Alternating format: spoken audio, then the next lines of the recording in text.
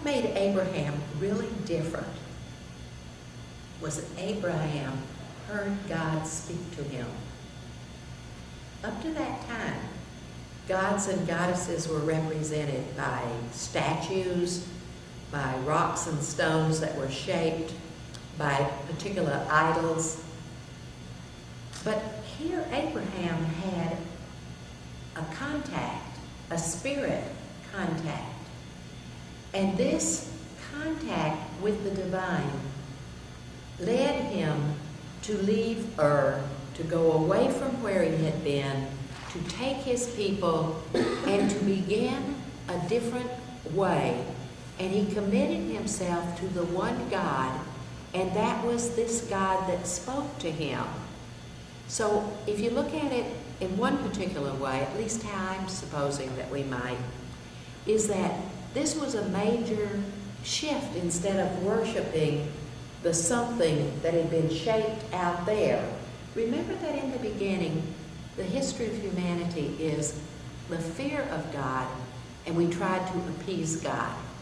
And whatever we developed as the god or goddesses, we did acts of appeasement and worship to calm the gods when we particularly saw storms and troubled times. The movement changed when you were going to have a God that talked to you. And he was told not to make statues, but to communicate with this God. And this God began to be the one God. And actually, this concept, and when you study it, actually absorbed many of the attributes of the goddesses from the goddess religions around.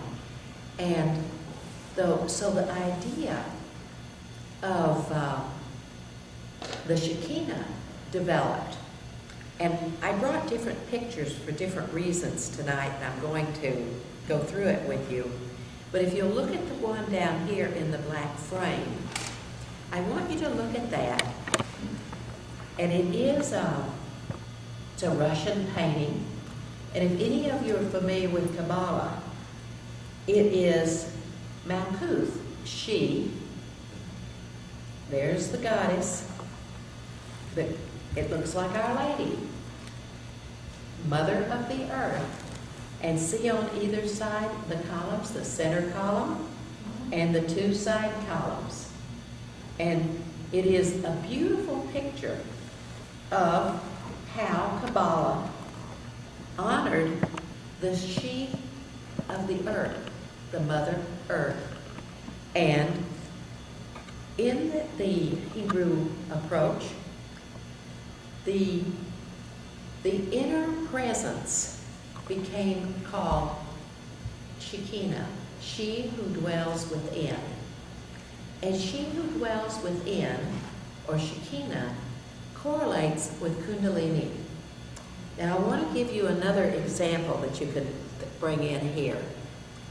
Think about how we talk about God transcendent and God immanent.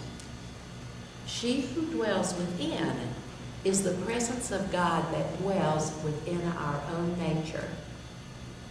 So as we are in the process of evolving ourselves, individually and collectively, we begin to come to a place that we can connect with our inner knower. And people have called this inner presence by different names. Sophia is the Christian name for the wisdom that dwells within.